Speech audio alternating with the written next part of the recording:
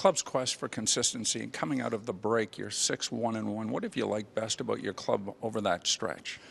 Well, just what you said is we found a way most nights to be pretty good. Even when we lost, we were pretty good. And so I think that's a positive thing.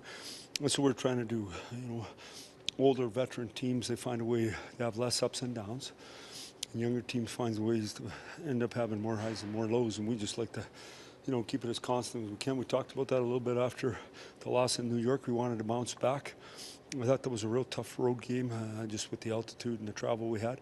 But I thought our guys found a way. Freddie was good in the first, and we found a way to stick with it and get it done. How much of an advantage, if it is an advantage, is line juggling and defense juggling when it comes to the playoffs, knowing that these guys have played? You've seen them in many different situations.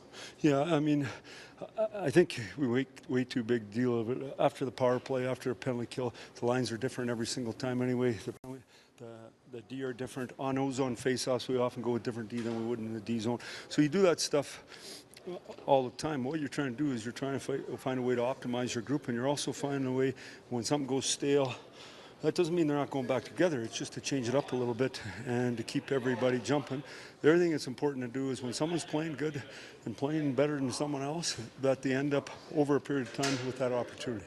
I think it was just yesterday, Gerard Gallant kind of sent a bit of a message to his team saying he didn't like to compete. After hearing that, does the team always seem to bounce back? Yeah, I mean, I didn't like hearing that coming in just because, they got a real good team, 4 lines deep, play real fast. I like their team. They're heavy, they're hard to play against. And so we know we got a real good game here tomorrow.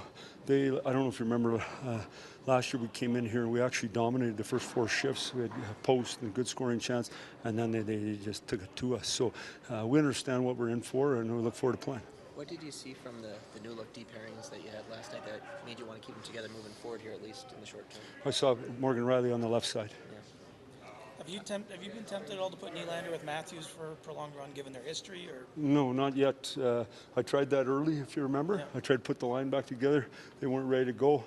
When everybody's up and running, that might happen. But until I see you're at the top of your game, that's not what we're doing. You need to see something further out of Willie then? Yeah, you just got to keep getting better with and without the puck and be dominant. The more dominant he gets, the quicker with the puck he gets, the more opportunity he'll get that way. But, playing with Naz and Johnny last night, I don't think's any slouch. I mean, those guys dominated the game. And so, the other thing about it depends where you go, you get a different type of matchup. When you're in the third group and you get in the third D, not a bad situation for you.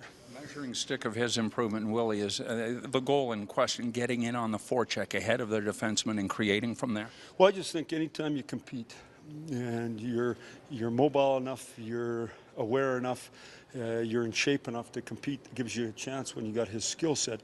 And until you get up to speed, and I mean, it's very evident the league's very, very good and there's not a lot of room. And confidence is a big part of that. Once you start losing your confidence a little bit, it takes you a while to overcome yourself and get back at it. Now, I think he's in a real good situation right now, and he's just got to keep getting better and digging in every day. How much of it? Someone who was never traded before and a lot of Justin Hoffman is good at like what Jake has done. Oh, yeah, for sure. I mean, every day he's going to walk in there, he's going to be the same size, and he's going to still have 2 cups, and he's going to know what winning's all about and how to play. And so whether it goes good for him that day or bad for him, he's a veteran player, knows how to just bounce back and play the next shift, the next game, knows how to play in the big moments. He's a big body, denies the back, moves the puck, cuts off the cycle, box so good, block shots on the penalty kill. He's tons of things. And then I think we're way deeper through 6. So you're not as paranoid about who's on the ice and when they're out there. Given how hard it is to win this league, what did you make of Vegas going all the way to the Cup last year, the first year?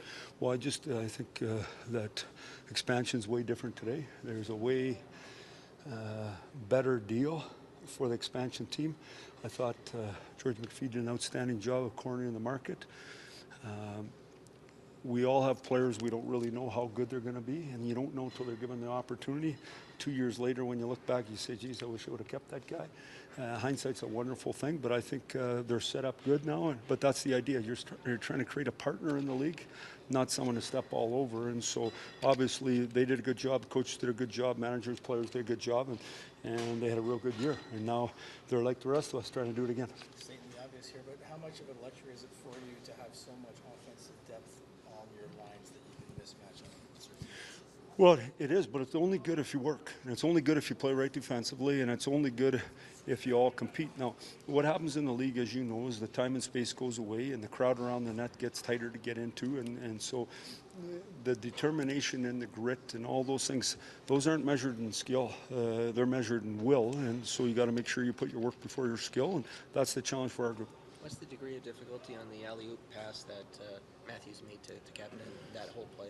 Well, I think he just flipped it over the top. That one worked, but I thought the play before, or the pop into the one he didn't score on, was even a nicer play. I mean, the pop from Jake to Matty, the pass, but obviously there's real good speed, and it opens up plays underneath. And so, no different than a quarterback in football goes long every once in a while just to keep. Otherwise, they're standing on top of you.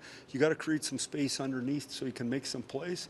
We'd rather make those plays, to be honest with you, but you got to loosen it up, and especially at the start of the games, there's no room.